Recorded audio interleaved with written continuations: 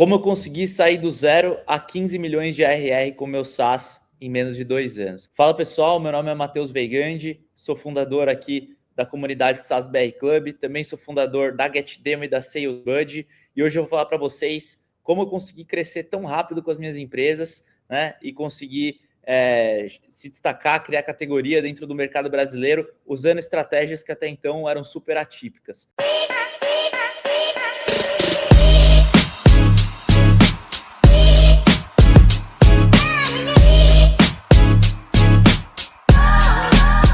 Mas vamos lá, vou falar um pouquinho para vocês aqui sobre quais foram os pontos essenciais que fizeram com que essa estratégia acontecesse. E para quem não está inscrito ainda na comunidade SaaS BR Club, o link vai estar aqui embaixo. Não deixe de se inscrever. É a primeira comunidade SaaS B2B do Brasil. Conteúdo aí para todos os estágios, todos os níveis, para quem realmente está querendo crescer e construir dentro do mercado de SaaS, beleza? Mas vamos lá.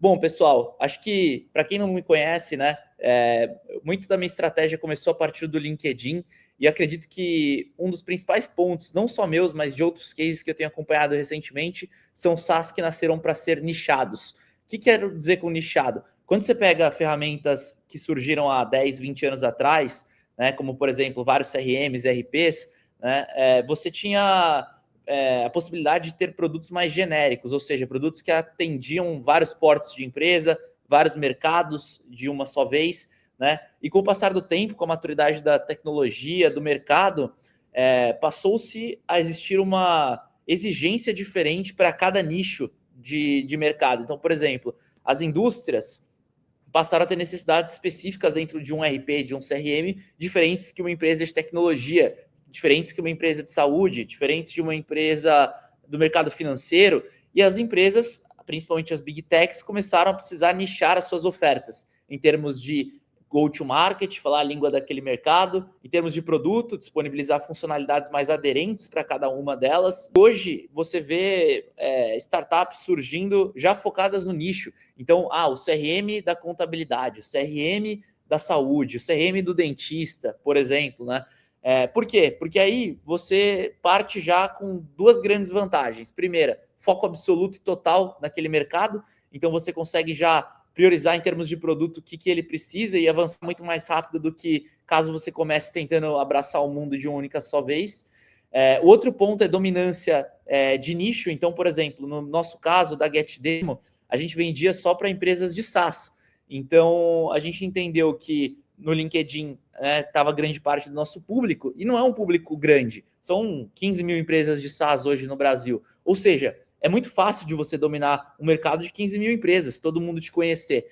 E é muito mais simples quando você fala, putz, eu tenho lá 8 milhões de PMS como clientes potenciais. Putz, você dominar isso, vai precisar de muito dinheiro, muito tempo, muita relevância, você vai bater com grandes players.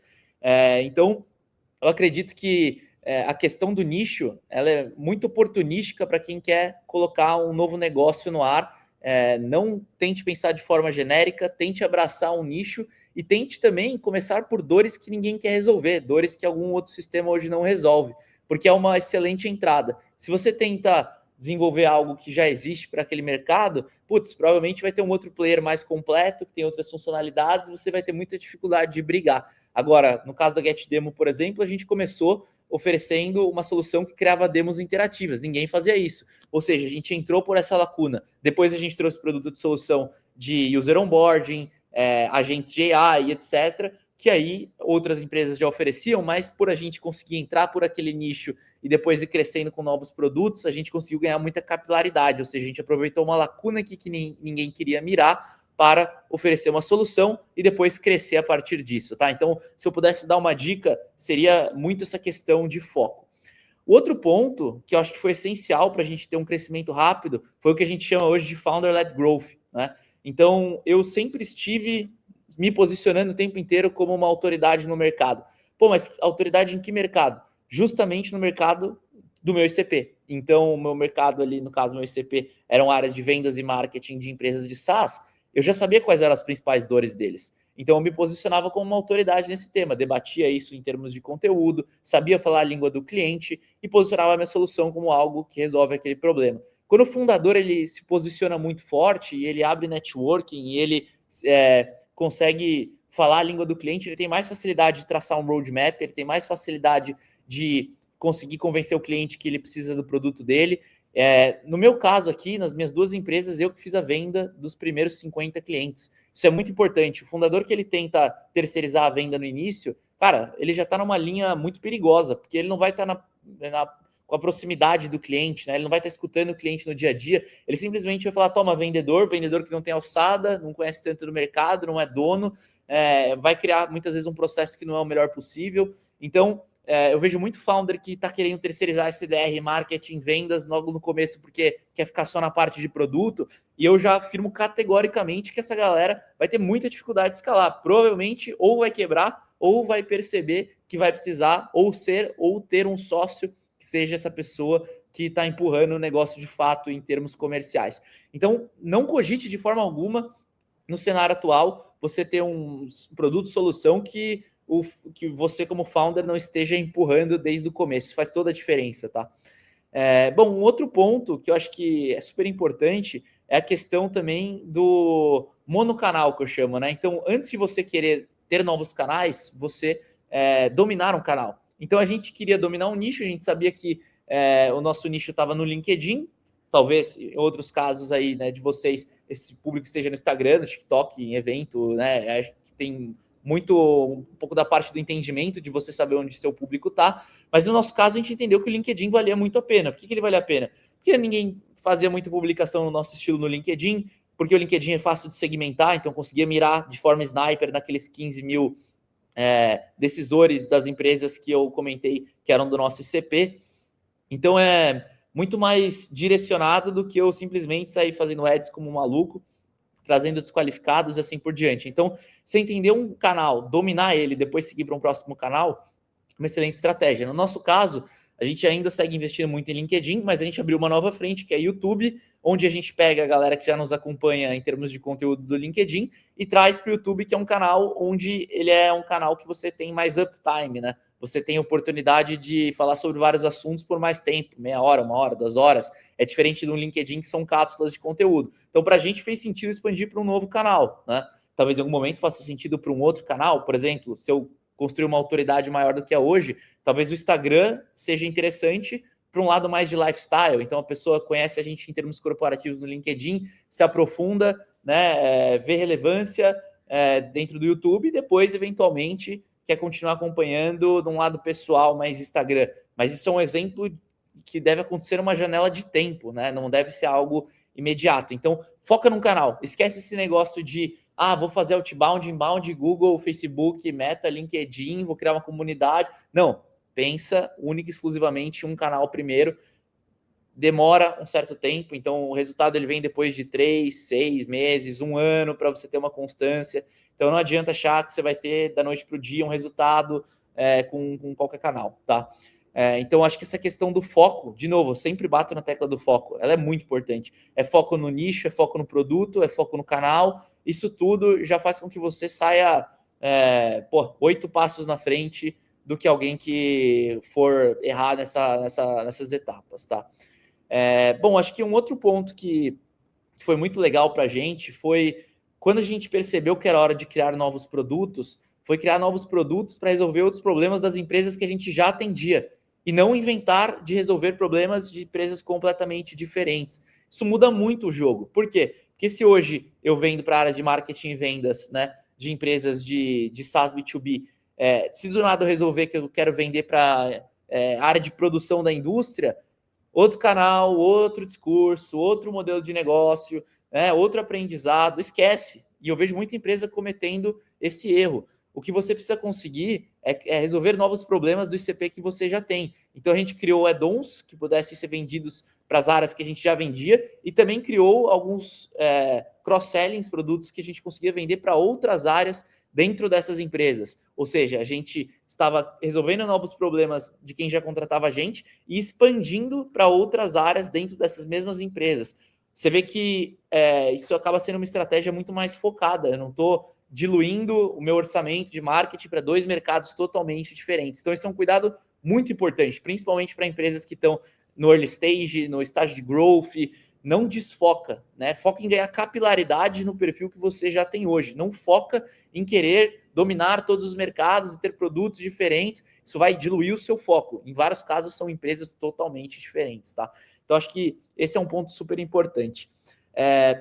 Acho que um outro ponto super importante também que a gente passou foi velocidade tecnológica. Então, assim, a gente nunca teve muito uma questão de perfeccionismo. Espera a funcionalidade estar perfeita para validar com o cliente. Espera, né, tal coisa acontecer para que a gente seja mais agressivo. A gente sempre foi muito atrás de entregar coisas rápidas, por mais que elas não estejam necessariamente da melhor forma possível, para coletar o feedback e, se fizer sentido, a gente ir lá numa linha de desenvolvimento. Então, a cada 10 experimentos que a gente poderia ter perdido um super tempo com cada um, a gente, no período que a gente tomou para fazer 10 coisas, talvez um outro empresário demorasse para fazer uma, né? Por quê? Porque a gente testava vários microexperimentos, se via que tinha aderência no cliente, a gente investia naquilo. Então, a cada 10, sei lá, a gente entendia que 2 continuavam, mas a gente perdeu um mês para fazer esses 10.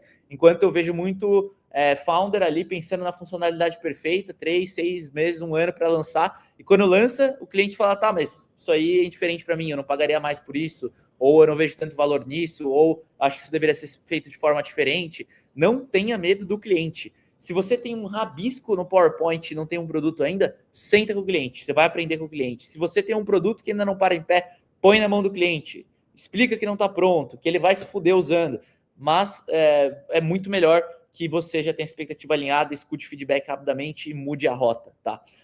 Outro ponto extremamente importante da nossa trajetória, ao invés de perder tempo tentando captar dinheiro, eu já vi muito fundador que está no estágio mais inicial, indo lá, mostrando PowerPoint, tentando ir atrás de fundo. Cara, vai validar teu produto, vai vender, vai aprender sobre o seu mercado.